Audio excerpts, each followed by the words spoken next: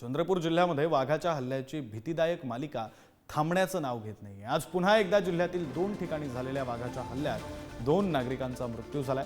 मागील 8 दिवसात वाघाच्या हल्ल्यामध्ये 8 जणांचा मृत्यू झालाय। त्यामध्ये 5 महिला आणि 2 पुरुषांचा समावेश आहे। तर सततच्या घटनांमुळे परिसरातील नागरिकांमध्ये भीतीचं वातावरण पसरलं। मुख्यमंत्र्यांनी तात्काळ या संदर्भात लक्ष घालावे।